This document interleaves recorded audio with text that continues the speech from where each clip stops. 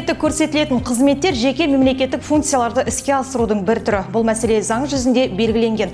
Армысыздар, көрермен, эфирде елге қызмет айдары. Бағдарламамыздың бүгінгі санында Мақтаарал аудандық санитарлық эпидемиологиялық бақылау басқармасымен көрсетілетін мемлекеттік қызметтердің түрлерімен таныстыратын боламыз. Ендеше сала мамандарымен өткен сұхбатымызға құлақ түріңіз.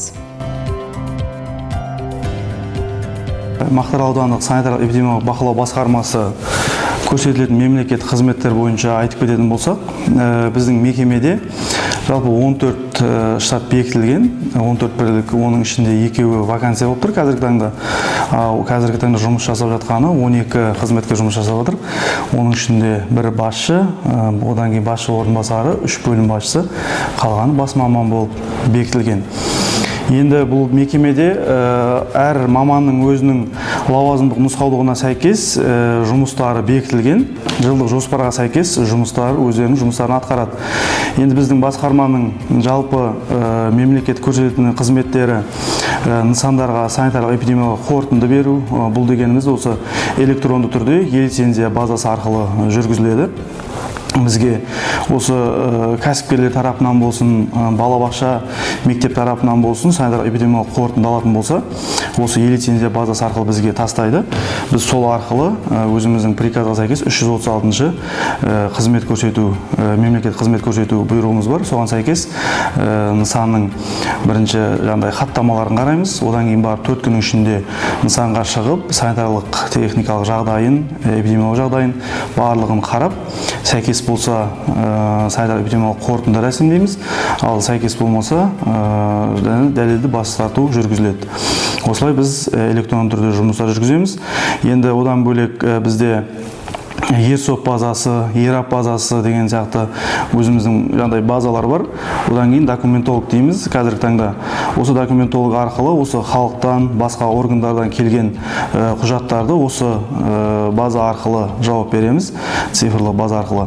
Енді осы бірінші 90-ды алатын болсақ, бізге басқа органдардан 239 хат келіп түскен, ал біздің тарапымыздан 345 хат басқа органдарға шығарылған. Оның барлығы бұйрықтарға сәйкес 15 күннің ішінде уақытылы жауап берілген. Одан бөлек бізге е-өтініш базасы арқылы халықтан шағым, арыз шағымдар келіп түседі. Бізге осы 3 ай көлемінде 19 арыз шағым келіп түскен. Біздің өзіміздің қараған арыз шағымыз 13, ал басқа органдарға жолдағанымыз 4. Қазіргі таңда 3 жұмыс үстінде. Бұл да бізде процессуалды кодекс бойынша жұмыстар жүргізіледі. Бұл деп отырғанымыз, бізге арыз шағым келіп түссе, біз қарайтын болсақ, оны 13 күннің ішінде, 15 күннің ішінде қараймыз. Ал біздің вопростар болмаса, біздің құзырымызға кірмейтін сұрақтар болатын болса, басқа органдарға 3 күннің ішінде жолдаймыз.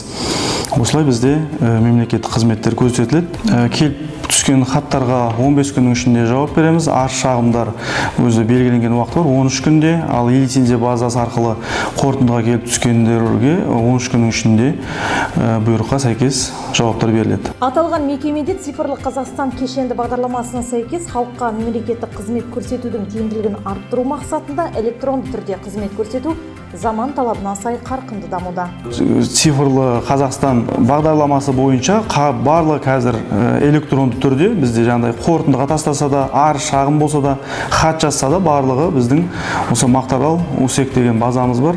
Соған жіберу арқылы жұмыстар жүргізіледі. Аудан көлеміндегі санитарлық эпидемиологиялық ахуалды тұрақтандыру мақсатында жүргізілген барлық санитарлық ағарту жұмыстары жоспарланып, сараланып, қадағаланып отырады. Айта кетейік, аталған сала мамандары аудан әкімдігінде мемлекеттік қызмет көрсету мәселелері бойынша жәрмеңкелер ұйымдастырылып өткізген. Бірінші 90-ға жоспарлар тексеруге 3 нысан жоспарланды. Оның қазіргі таңда біреуі тексерілді. Барлығы санитарлық талаптардың бәрі көріліп, тиісті шаралар көрілді. Ал қалған 2 нысан қазір жұмыс үстінде. Осы Түркістан облысы құқықтық статистика департаментінде тіркеуге жібергенбіз. Тіркелген жағдайда ол нысандарды тексерумен қамтылады. Мемлекеттік қызмет бойынша жәрмеңкелер өткізіледі. Мекемелерді шақыру арқылы осы біздің қызметті түсіндіру, семинарлар, жаңа сіз айтпақшы жәрмеңкелер, дөңгелек үстелдер деген сияқты біздің қызметті осы кварталына бір рет түсіндіріп жұмыстары жүргізіледі. Бір қызметті алу үшін бізде Түркістан облысы санитар-эпидемиологиялық бақылау департаментінің жеке парақшасы бар, gov.kz. Соған кірсе болады. Мақтаарал аудандық эпидемиологиялық бақылау басқармасының парақшасы бар. Соларға кірсеңіздер, біздер прямой эфирлер арқылы, не болмаса ағарту жұмыстарын жүргізіп отырамыз, семинарлар жүргізіледі, прямой эфир бар. Солай біз халықты құлақтан жаңағыдай хабардар қыламыз да. Қандай қызмет көрсетеміз, қандай жұмыстар атқарып жатырмыз, соның бәрі біздің парақшаларда көрсетілген. Санитариялық-эпидемиологиялық қорытынды бұл объектінің санитарлық-эпидемиологиялық нормалар мен ережелерге сәйкестігін растайтын рұқсат құжаты. Санитариялық-эпидемиологиялық қорытынды Қазақстандағы көптеген қызмет түрлері үшін қажетті маңызды құжат болып табылады. Оны санитариялық-эпидемиологиялық бақылау органдары тиісті сараптама жүргізгеннен кейін береді. Және объектінің немесе қызметтің адамдардың денсаулығына қауіп төндірмейтініне көз жеткізуіне мүмкіндік береді. Бізде ең көп қызмет қорытынды, санитарлық-эпидемиологиялық талаптарға сәйкестігі бойынша қорытынды алу. Бізде мысалға ауданда бір жаңадан балабақша ашылса, оларға балаларды қабылдау үшін осы біздің Мақтаарал аудандық санитар-эпидемиологиялық бақылау басқармасының қорытындысы керек. Ол қорытындыны алудағы мақсат, ол жерде асханасы болады, балалардың жататын жері, ойнайтын жері, одан кейін ойын алаңы болады сыртында. Соның барлығы талаптарға сәйкес па? Сол 59-шы приказы бар, соған сәйкес біз қарап, сол уақытында жауап береміз. Сәйкес болса қорытындысын береміз, жаңа айтып кеткендей. Сәйкес болмаса, өзінің кемшіліктерін көрсетіп, дәлелді бас тарту береміз.